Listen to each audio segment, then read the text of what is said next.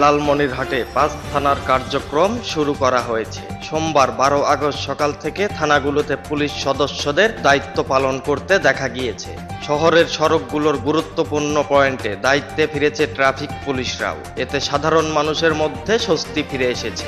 এর আগে মঙ্গলবার ৬ আগস্ট থেকে অনির্দিষ্টকালের কর্মবিরতির ঘোষণা দেন পুলিশ সদস্যরা। ছাত্রদের বৈষম্য বিরোধী আন্দোলনকে ঘিরে দেশের অরাজক পরিস্থিতির মধ্যে অনেক পুলিশ, র্যাব, বিজিবি ও আনসার সদস্য নিহত হন।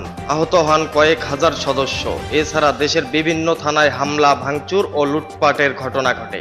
এরই পরিপ্রেক্ষিতে সোমবার ১২ আগস্ট ২০২৪ সকালে লালমনিরহাট সদর থানা, আদিতমারি থানা, কালীগঞ্জ থানা, হাতীবান্ধা থানা ও পাটগ্রাম থানার কর্মরত সকল পুলিশ সদস্যরা কর্মস্থলে ফেরেন বলে দুপুরে নিশ্চিত করেছেন লালমনিরহাট জেলা পুলিশ সুপার। গণমাধ্যম কর্মীদের এক প্রশ্নের জবাবে লালমনিরহাট পুলিশ সুপার মোহাম্মদ সাইফুল ইসলাম বলেন, সোমবার সকাল থেকে জেলার ৫টি থানায় সকল পুলিশ সদস্যরা তাদের কর্মস্থলে আছে। এছাড়া শহরের বিভিন্ন পয়েন্টে ট্রাফিক পুলিশের স্বাভাবিক কার্যক্রমও শুরু করা হয়েছে।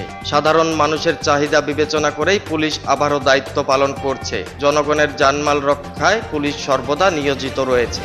Update Times, online desk, Lalmonirhat.